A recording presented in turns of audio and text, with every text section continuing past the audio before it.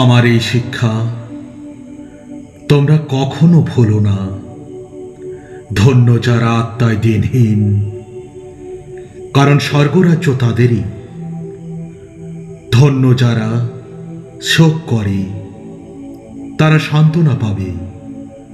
ধন্য যারা নত নম্র, কারণ তারা পৃথিবীর অধিকার লাভ করবে। ধন্য যারা ধার্মিকতার জন্য ক্ষুধার্ত ও তৃষ্ণার্ত, কারণ তারা পরিতৃপ্ত হবে। ধন্য যারা দয়াবান, কারণ তাদের প্রতি দয়া প্রদর্শিত হবে। ধন্য যারা যাদের অন্তঃকরণ নির্মল, কারণ তারা ঈশ্বরের দর্শন পাবে। ধন্য যারা মিলন করিয়ে দেয়, কারণ তাদের ঈশ্বরের পুত্র বলা হবে। ধন্য যারা ধার্মিকতার কারণে তাড়িত, কারণ স্বর্গরাজ্য তাদেরই। ধন্য তোমরা যখন লোকে আমার জন্য তোমাদের অপমান করে, নির্যাতন করে ও মিথ্যা অভিযোগে তোমাদের বিরুদ্ধে সর্বপ্রকার মন্দ কথা বলে। উল্লসিত হও, আনন্দ করো, কারণ স্বর্গে তোমাদের পুরস্কার প্রচুর। কারণ পূর্বে ভাববাদীদেরও তারা একই উপায়ে নির্যাতন করত। তোমরা পৃথিবীর লবণ, কিন্তু লবণ যদি তার লবণত্ব হারায়, তাহলে কিভাবে তা পুনরায় লবণের স্বাদযুক্ত করা হবে?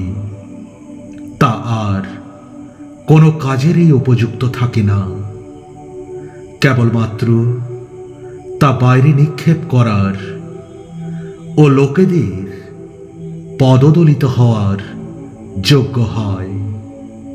তোমরা জগতের জ্যোতি, পাহাড়ের ওপরে অবস্থিত নগর কখনো গুপ্ত থাকতে পারে না।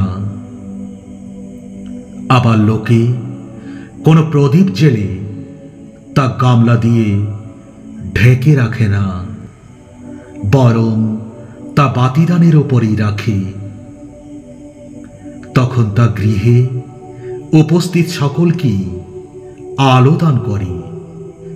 একইভাবে তোমাদের দীপ্তি মানুষদের সাক্ষাতে উদ্দীপ্ত হোক, যেন তারা তোমাদের সৎ কর্মগুলি দেখে তোমাদের স্বর্গস্থ পিতার প্রশংসা কীর্তন করো।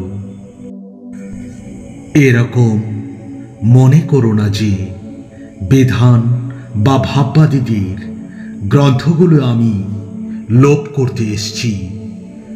সেগুলি লোপ করার জন্য আমি আসিনি, কিন্তু পূর্ণ করার জন্যই আমি এসেছি। আমি তোমাদের প্রকৃতই বলছি যে পর্যন্ত আকাশ ও পৃথিবী লুপ্ত না হয়, সে পর্যন্ত বিধানের ক্ষুদ্রতম একটি বর্ণ বা কলমের সামান্যতম কোনো আঁচড়ও লুপ্ত হবে না। সমস্ত কিছু পূর্ণরূপে সফল হবে। যে কেউ এইসব আদেশের ক্ষুদ্রতম কোনো আদেশ লঙ্ঘন করে ও অপর মানুষদের সেই মতো শিক্ষা দেয়, সে স্বর্গরাজ্যে ক্ষুদ্রতম বলে গণ্য হবে।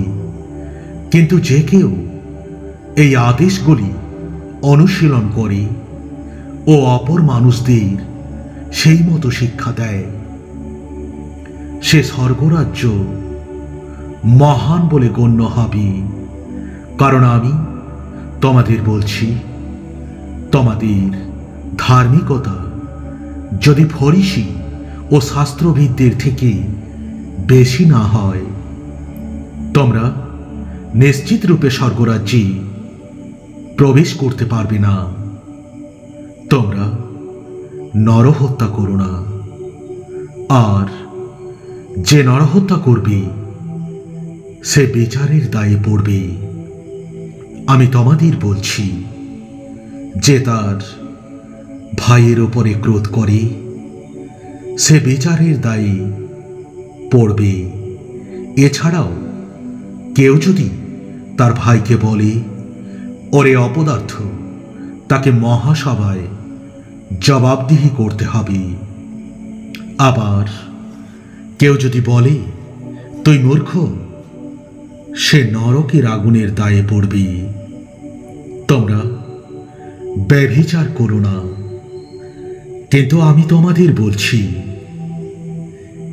কেউ যদি কোনো নারীর প্রতি কামলালসা নিয়ে দৃষ্টিপাত করে, সে তখনই মনে মনে তার সঙ্গে ব্যভিচার করে।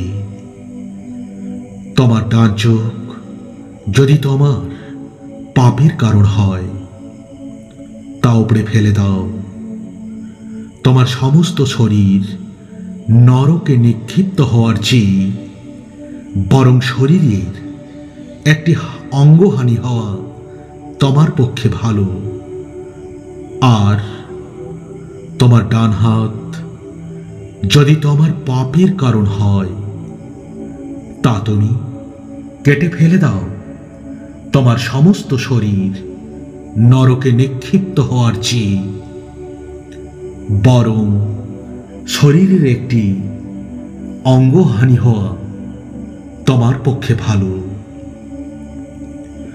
তোমার প্রতিবেশীকে তুমি ভালোবাসো ও তোমার শত্রুকে তুমি ঘৃণা করো।